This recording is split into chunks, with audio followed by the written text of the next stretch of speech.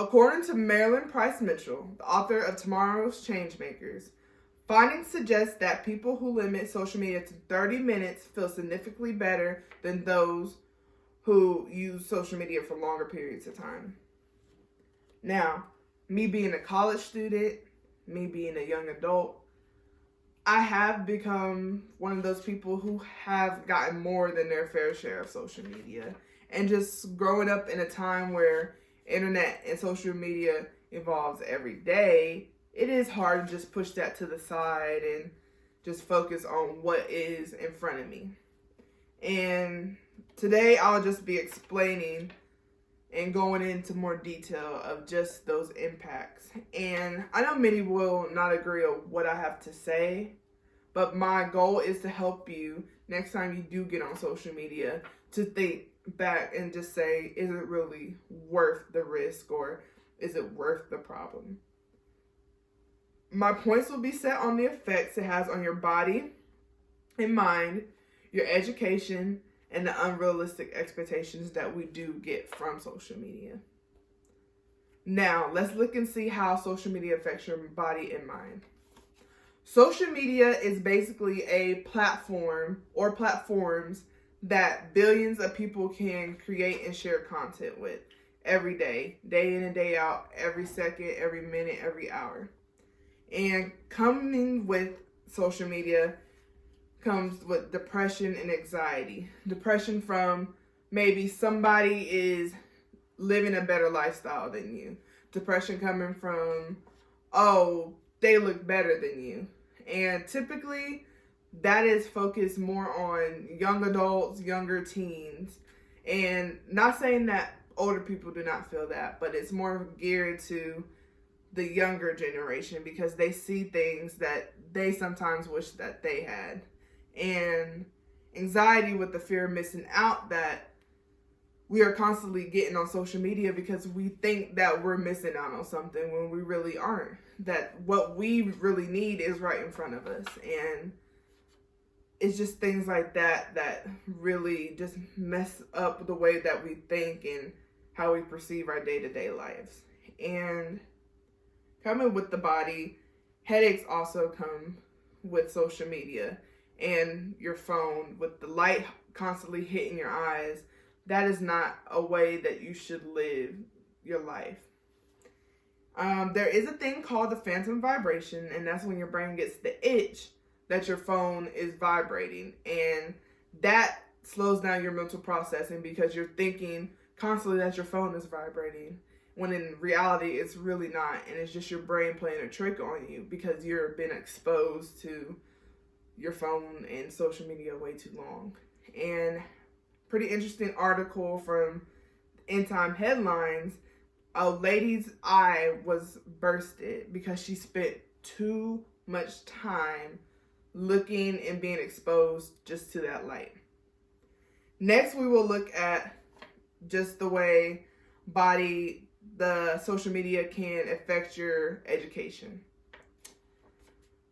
Distractions do come with social media, and with those distractions, we typically forget to think about the test that we have in our 7 a.m. class or the assignment we have due at midnight. And it's just those simple distractions from looking up with the gossip that's going on with the celebrities or what your friend has to post on Snapchat. And it's just those little simple distractions that get us carried away from what we really do need to be focusing on in life. You get a slower mental processing and you get memory loss, and those are kind of related, basically, that your mind is not set on what you should be studying or what you should be thinking about because you're more worried of what's happening on a small device than what is in front of you and what you should be pertaining and getting from what your assignments are. According to PBS News, students using social networks do score lower than those who don't. And that has been seen as a constant pain that many students do go through. And it's just things like that. Like, do we really want to focus on what a small device has going through it than what we should be focusing on our future?